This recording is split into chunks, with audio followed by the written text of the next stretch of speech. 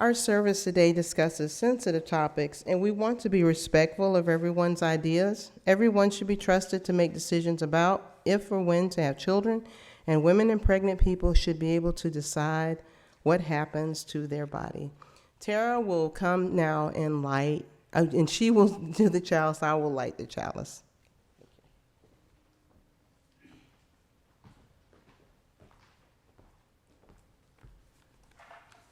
Our chalice lighting words today are from the UU Reverend Maureen Killoran. Love is the aspiration, the spirit that moves and inspires this faith we share. Rightly understood, love can nurture our spirits and transform the world. May the flame of this chalice honor and embody the power and the blessing of the love we need, the love we give, the love we are challenged always to remember and to share. Okay, so one of the things that I love most about being a Unitarian Universalist is our principles. And in particular, what I love about them is that although within each of our principles there is a specificity, so we can understand exactly to what they're referring, I also like that they're able to create this general sense of expectation of covenant for what a UU should be fighting for and thinking and considering when we're sort of making our decisions on political and moral and any issue like that. And for me, when I look at all of our 7 principles together with all our discussions of interdependent webs of existence and valuing democracy and things like this, I really get the sense that UUism wants us to trust in humans and to trust in the human ability to be rational and to make choices that are right for them and their neighbors and their community. And I think the way that that ties into abortion is really this sense of bodily autonomy and of trusting pregnant people to understand what is the right choice for them in their life. So if that choice is terminating the pregnancy, then we need to trust them. And I think that's what UUism tells us about this issue. And if they choose to carry to term and keep the child or carry to term and adopt it out, those are also equally valid choices that we need to trust them to be able to make because, you know, as we say, my body, my choice. Growing up as someone who can get pregnant and potentially will at some point in my life, that's how I would like people to think about me and the way that I'm allowed to exist in this world and exist in my body is to trust me to do what's right, just like I trust other people to do what's right for their body. And I really think the issue of abortion can be as simple as that. It's trusting someone to make a choice that's appropriate for them and to decide whether this living creature is allowed to use their body, essentially. I can mention that old example that people use with kidney donation. So for example, if tomorrow I woke up and I realized that my sibling needed a kidney, even if I knew that I could give them my kidney to save their life, that does not mean that I have to. I'm not compelled to do that because they're not entitled to the use of my body. And society and our laws and our morality trusts me to decide what is appropriate for my life and whether I'm going to allow someone to have use of my body. And I think that's very similar to abortion. So, yes, I think that's what UUism to me says about abortion. That's what I say about abortion. And I would just like everyone to consider that when they're thinking about this in the future.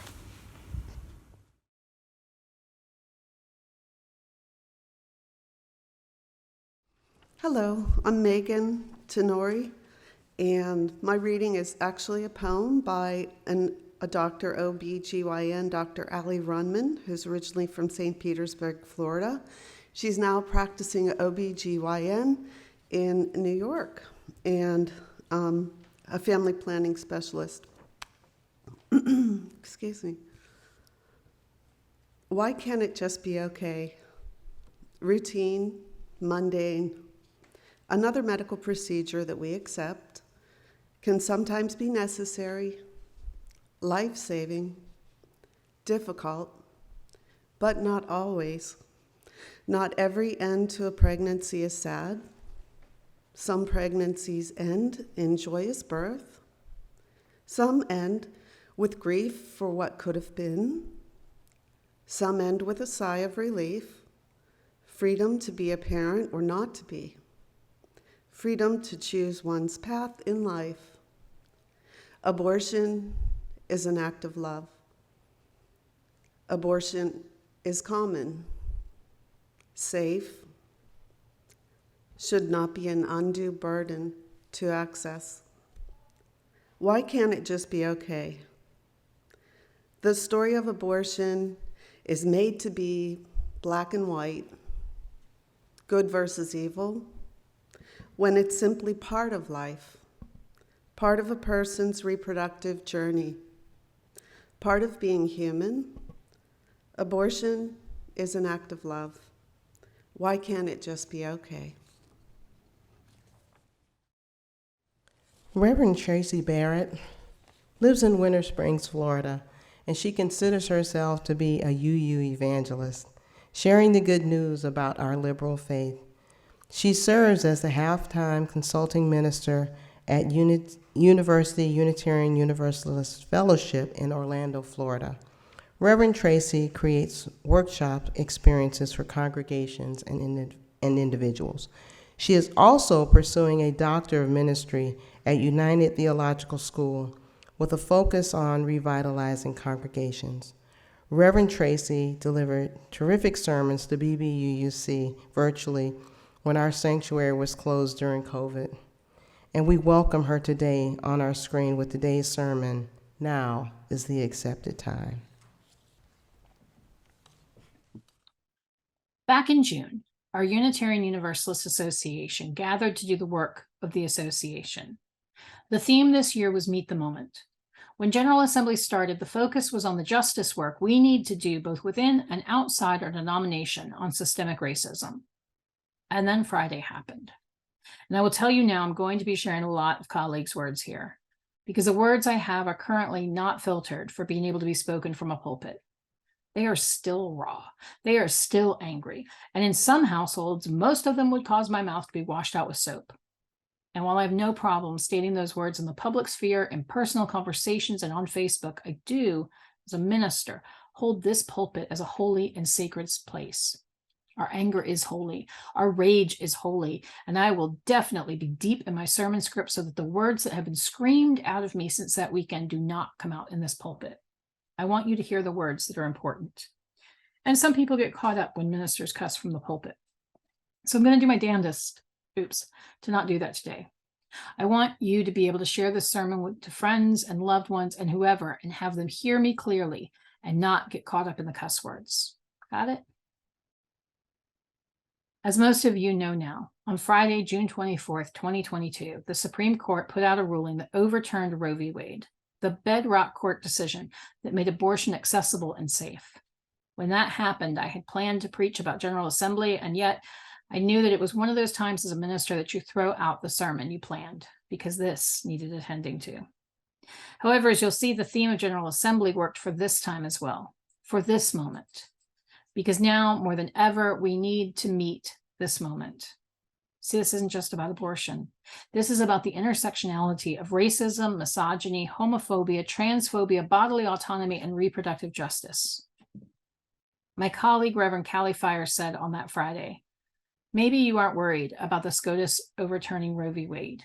Maybe you are older and have had all your children now. Or maybe you identify as male and think your bodily autonomy is off limits. Or maybe you think you'd never be someone who would end a pregnancy. So maybe you think this isn't relevant to you. Maybe you aren't worried about it. To be sure, this will not stop at Roe. This is about human rights and liberties that are just not convenient or profitable to those who want to see this government and society run the way it did for many generations in history. This will not stop at Roe. The rage that many of us are still feeling is because we know that this is simply the first domino in a row. Nicholas Goldberg from the Los Angeles Times had this to say: By now, everyone has heard that a range of personal liberty and privacy cases may be in jeopardy because they rely on the same logic as Roe v. Wade. The right to use contraception, to marry who you want, to engage in the sort of consensual sex you want in your own home. These rights are all potentially in danger because, like the right to an abortion, they are not specifically enumerated in the U.S. Constitution and may not be deemed to be deeply rooted in the nation's history and traditions. Clarence Thomas has said as much out loud, well, in writing, but still. In his concurring opinion, he said that the Supreme Court should reconsider Griswold, Lawrence, and Obergefell, the rulings that currently protect contraception, same-sex relationships, and not just that, it also protects what consensual acts you choose to participate in, and same-sex marriage. That is what is on the line. So what do we do now? How do we stop ourselves from drowning in the rage and the grief and the fear? We come together. At General Assembly, the author of Emergent Strategy, Adrienne Marie Brown, said that we need to recognize that the state will not save us. What will save us then? She said, interdependence in this moment is what will keep us safe. Interdependence. That's our seventh principle, right? The interdependent web of existence of which we are all a part. That is what will keep us safe. Wednesday night at the opening worship service for General Assembly, that Reverend Bill Sinkford said, we do not do this work alone.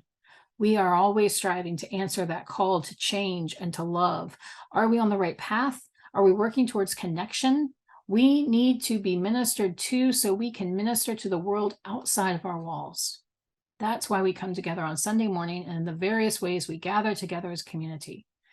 We come together to be ministered to minister to one another so that we can go out into the world and minister to the hurting world. Pastor Jacqueline Duhart spoke that Thursday night at the service of the Living Tradition, a service where we recognize the milestones of our religious professionals. She said clearly at the start of her sermon, my responsibility is to rise to the moment and answer the call of love with a resounding yes. If I am afraid, my call is to find others who are called to join with me.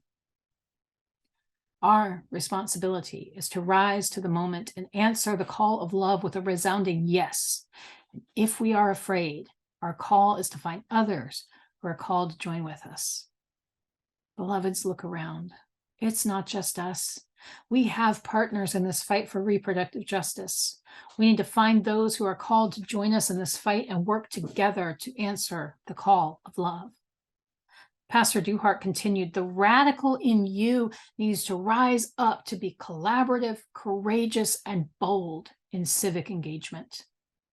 She reminded us that we have been placed on this earth to bear witness to one another, to lift one another up, to be a bridge to get us all to wholeness. Going to church on Sunday isn't enough. It's just not. We have to build relationships and have courage because those two together allow us to share our fear and move towards freedom. It's okay to be afraid.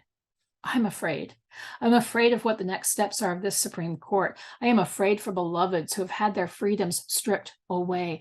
I am afraid for beloveds who are part of the next dominoes that are about to fall. I'm also angry. That Friday morning, I arrived at my congregation to host a watch party for General Assembly before I saw the news. It was my husband who told me via text about what happened. And I was so thankful I was alone at that moment because I screamed, I raged, I had a panic attack and had to spend time bent over, breathing and grounding. I was thankful that the worship service that morning was there to help share my pain, not ease it. None of us were there yet. Instead, we sang, we cried, we prayed, we raged. Community, relationship, even from across the country. Hearing our UUA president, Reverend Susan Frederick Gray, cry and rage with us at the opening of Friday's general session helped as well. Multiple times over the first 2 days of General Assembly, I heard the following from W.E.B. Du Bois. Now is the accepted time. Not tomorrow, not some more convenient season. It is today that our best work can be done and not some future day or future year. It is today that we fit ourselves for the greater usefulness of tomorrow. Today is the seed time. Now are the hours of work, and tomorrow comes the harvest and the playtime. When these were used, it was to discuss the systemic racism present in both our denomination and the wider community. And yet, as it goes, it applies to the overturning of Roe. Because as I said, the reproductive justice framework holds all of the intersectionalities of race, sex, gender, and class. Now is the accepted time. Now is when we need to do the work. Pastor Duhart finished her sermon on Thursday night by saying this: we are the audacious, embodied dreams of our ancestors. Now is the time to rise up and answer the call of love for the great mystery that holds all of us, that does not just call us once, but calls us into service over and over and over. Now is the pivotal moment to collaborate across borders, activate our courage, and be bold in civic engagement. Now is the time, because this fight is just beginning. That Friday night, I watched a workshop by the Reverend Rosemary Bray McNatt and the Reverend Julie Taylor from the UU Trauma Network called Holding Fast, Living Through Collective Trauma. It was intended to be about how we are living through the third year of a collective trauma of a pandemic. In addition to violence, threats to democracy, extreme weather, and climate change, and now this was timely and it was needed. Reverend Julie Taylor reminded us in this session that these walls, the walls of our building, are to hold the roof up, not to keep people out, nor to keep Unitarian Universalists inside. We have to get up and get out. Rabbi Daniel Bogard had this to say: at moments like this, when the flames of justice and hope can feel like they are flickering out, there is an ironic comfort in Jewish history and in its reminder that progress moves in waves and currents. We are a people who have long borne witness to the truth that every pharaoh that rises will invariably fall, even those pharaohs who have garbed themselves in the stolen robes of justice. 2,000 years ago, Rabbi Tarfon looked out at his world and saw his people decimated by generations of Roman occupation and destruction. He saw justice subverted at every turn by a politics determined to bend the people to its will, and he lived in a reality where meaningful, substantive reform and change was only conceivable as an endeavor of generations, never the work of a single lifetime.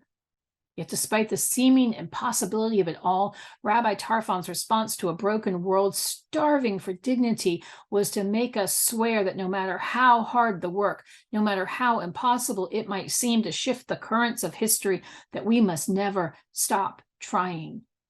You are not obligated to complete the work, he said nearly 2,000 years ago, but how dare you even think of desisting from it? He continues, I'm holding on to Rabbi Tarfon today as I hold back tears while thinking of the world that our children are inheriting from us. I'm trying to remind myself that despondency is no justification for nihilism, that perhaps we were created just for this moment and just for this task, and that most importantly, the generations yet to come are counting on us to do the slow, sacred work of building the future that they deserve. Ring the bells that can still ring. Forget your perfect offering. There is a crack in everything. That's how the light gets in. Let's get to work. Saturday, at the end of our general session, the Reverend Ashley Horan had these words for us. This is a moment for evangelism. This is a moment for articulation of our faith and being out there. She continued, this is a deeply theological commitment for us. A commitment to reproductive justice is our commitment. Our theology declares that we are born with the twin gifts of agency and conscience, and that our bodies are sacred. Our liberation is bound up together, and none of us are free until all of us are free. This is our theology. Indeed, beloveds, let us ring the bells that can still ring. Let us go out and boldly declare that the attacks on bodily autonomy are against our religious tradition and religious rights. We have to be bold. We have to be loud. We have to state that this is a violation of everything we believe in as a religious tradition. As Reverend Susan Frederick Gray has said for the past few years, this is no time for a casual faith. The opposition is loud, but we can be louder. We have to use our faith language to counter the arguments. We have to tell people that there are faith traditions because we are not the only ones who hold the right to bodily autonomy, and making decisions in reproductive care are sacred and a part of our religious rights. It is okay to be angry. It is okay to be scared. It is okay to feel all of the feelings that you're having right now, but it cannot cause us to freeze. It cannot cause us to give up. It cannot cause us to be silent. Now is the accepted time, not tomorrow, not some more convenient season. It is today that our best work can be done, and not some future day or future year. It is today that we fit ourselves for the greater usefulness of tomorrow. Today is the seed time. Now are the hours of work, and tomorrow comes the harvest and the playtime. We are not obligated to complete the work, but we cannot desist from doing it. This is our theological mandate. This is how we take the great love that holds us all and share it in the world. Amen. Blessed be, and may it ever be so. From Elizabeth M. Strong, seek for the spirit of life that is within you, that you may know more fully its power and strength. Seek for the spirit of life that surrounds you, that you might know more fully its connection to you. Seek for the spirit of life that is within others, that you might enter more fully into the community that embraces this day and every day.